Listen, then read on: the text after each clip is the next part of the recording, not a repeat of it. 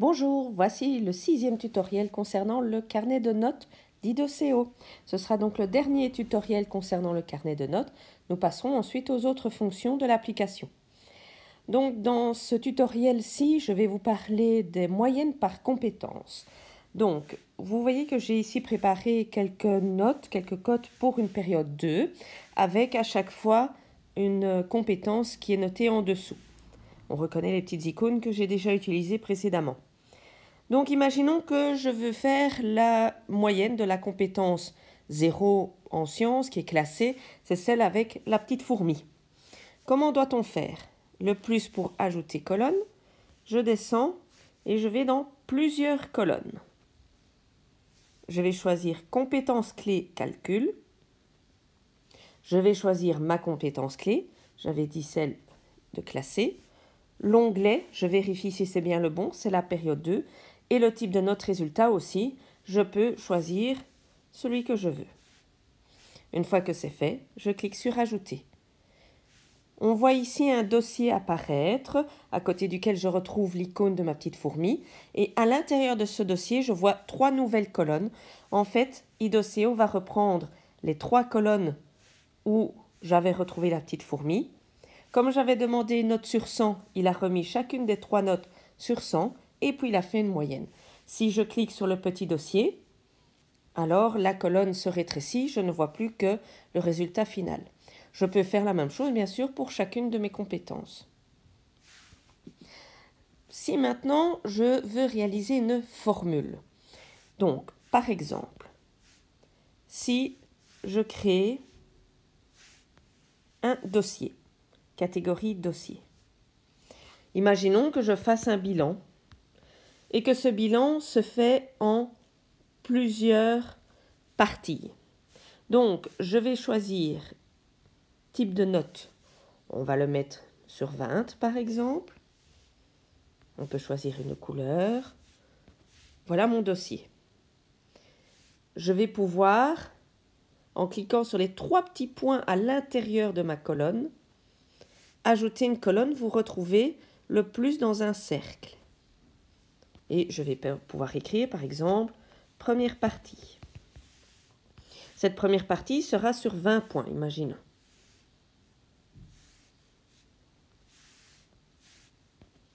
Voilà ma première partie. Je peux reproduire la même chose pour ajouter une deuxième partie. Imaginons que cette deuxième partie est sur 30 points.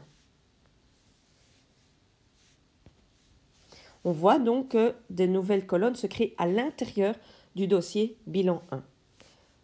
Je vais attribuer quelques notes.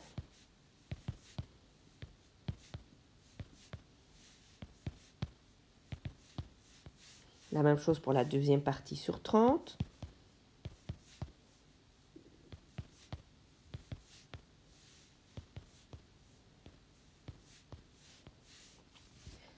Alors, ici, par défaut, si je reclique sur mon bilan, vous voyez comme calcul, il a choisi une moyenne. Moi, je ne veux pas une moyenne. Je veux autre chose. Alors, je clique dans Calcul. J'ai toute une série de calculs différents, mais cette fois-ci, je vais vous montrer la formule. Alors, imaginons que dans ma formule, je veux tout simplement additionner les deux et le remettre sur 20. Oui, vous allez me dire, au final, ça revient une moyenne. Parce que je n'ai pas trouvé d'autres exemples pour le moment, mais si vous aviez des calculs un peu plus compliqués à faire, c'est en utilisant ce principe-là que vous pourriez arriver. On voit en bas à droite de ma fenêtre mes colonnes qui apparaissent. Je choisis bilan 1, première partie. Il apparaît dans ma formule. Ah oui, d'abord, je dois faire des parenthèses, comme en maths. Donc, je reviens en arrière en appuyant sur la petite croix. J'ouvre ma parenthèse, donc bilan première partie, plus le bilan deuxième partie, je clique dessus, je ferme ma fenêtre, ma parenthèse. Comme c'est sur 20 et sur 30, ça fait un total de 50, donc je divise en 5 et je fais x2. Je clique sur enregistrer. Ma formule est faite. J'aurai donc les résultats. Je peux utiliser des formules pour vraiment tous les calculs que je désire faire concernant les notes. et qui ne sont pas des calculs basiques que je peux retrouver dans la fonction calcul. Si maintenant je veux faire donc ma moyenne, plus, ajouter calcul, je l'avais déjà montré, la moyenne, je choisis les colonnes que je veux mettre dans ma moyenne, dans ce cas-ci, ce sera tout sauf le bilan de la FT1, la FT0, sauter les notes vite, ajouter le signe plus, et donc ce sera la moyenne 2, puisque je suis dans la période 2. Et je vais mettre donc sur 100.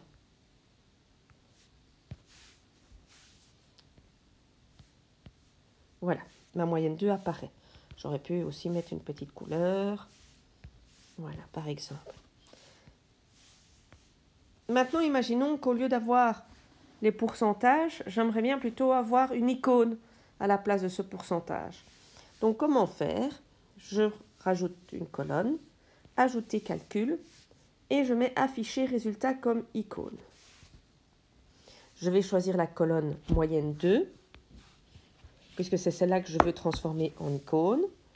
Je clique sur colonne. Je peux mettre situation décembre, par exemple. Et je vais prendre dans mes types de notes. Ah oui, ça, je dois vous montrer comment la créer. Celle que j'ai créée ici, APANA, avec résultat comme icône. Je fais enregistrer. On voit que ma moyenne a été transformée en icône.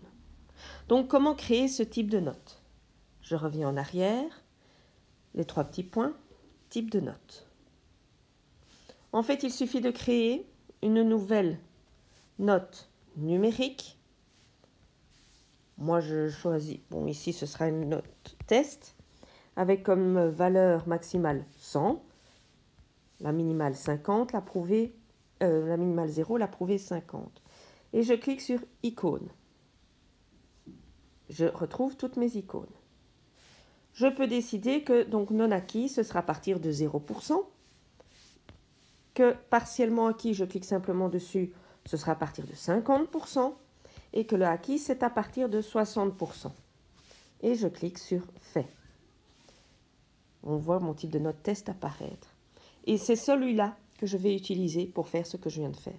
Vous pouvez bien sûr utiliser autant d'icônes que vous voulez, en échelonnant autant des tâches que vous voulez dans votre résultat comme icône. C'est pas plus compliqué que ça. Alors maintenant, dans mes colonnes, je vais pouvoir les modifier.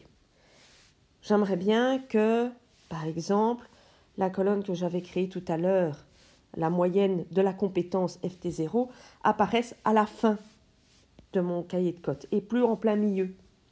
Et bien pour cela, je vais en haut à gauche. Vous voyez la troisième icône, c'est une petite clé. Je clique, c'est la clé outils. Je choisis colonne et catégorie et je retrouve toutes mes colonnes ici. Il suffit que je sélectionne ici le dossier FT0 configuration. Vous voyez à droite, il y a 3 petites lignes. Je clique sans relâcher, je le déplace et je vais le mettre où j'en ai envie. Donc imaginons que ce soit à la fin. Je ne l'ai pas bien fait. Ah mais si. Et une fois que j'ai terminé, la petite croix en haut. On voit maintenant que ma colonne de compétence, moyenne de compétence FT0 est à la fin. Je peux de cette façon-là vraiment remettre mon cahier de code comme je le désire. Imaginons que vous devez faire la même interrogation dans plusieurs classes. Vous n'avez peut-être pas envie de recopier l'entête des colonnes dans chacune de vos classes. Rien de plus simple, il suffit de faire des copier-coller de colonnes. Imaginons que la première colonne, graphique cartésien de la force pesanteur, je l'ai dans d'autres classes. Je vais cliquer longtemps sur l'entête et j'ai copier qui apparaît. Je peux choisir de copier dans cette classe-ci, mais dans un autre onglet. Ce n'est pas le cas. Je veux le copier à une autre classe. Et je choisis la ou les classes dans lesquelles je veux copier. Quand j'ai terminé, je copie sur copier. Votre colonne se copiera dans les autres classes. Bien sûr, sans les notes des élèves, qui elles seront vierges. Vous n'aurez plus qu'à alors noter le résultat de ces élèves dans les bonnes classes. Il y a un dernier outil qui peut être très utile dans le carnet de cotes. Je retourne dans Outils et vous voyez, il y a Text Drop, Time Drop, Icon Drop et Calculatrice. Alors s'il y a des messages qui reviennent régulièrement et au lieu de les retaper à chaque fois, vous voulez simplement les glisser pour chaque élève, il n'y a rien de plus simple. Je choisis donc Text Drop. Je vais pouvoir, en cliquant sur le grand plus qui est apparu dans la fenêtre, je vais pouvoir préparer une série de phrases. Et ces phrases, une fois que je veux les ajouter, c'est pas compliqué. Je sélectionne ma phrase et je la glisse vers la case qui m'intéresse. Voilà, elle est mise. Je sélectionne une autre que je glisse vers l'élève qui m'intéresse. Si je reclique sur ces cases, on voit bien apparaître le message en bas de page. Une fois que j'ai terminé, je clique sur les 3 petits points là en bas à droite et je fais Cacher Text Drop. C'est terminé. Je peux faire la même chose avec Icon Drop. On voit toutes mes icônes ici apparaître. Je peux en rajouter d'autres si je veux. Et je vais pouvoir procéder de la même façon.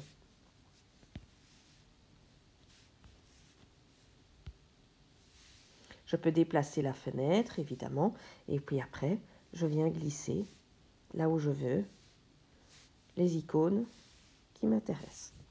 Quand j'ai terminé, je clique sur les 3 petits points, Cacher Icon Drop. J'ai également une calculatrice.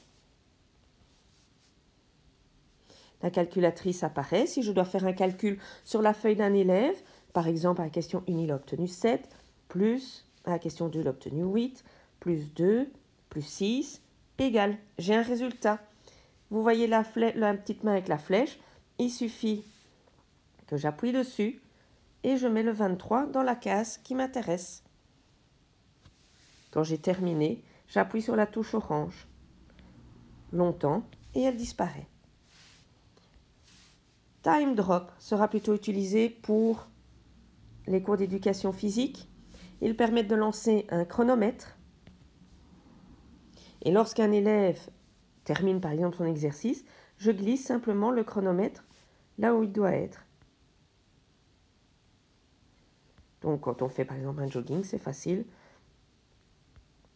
de glisser les résultats pour chaque élève.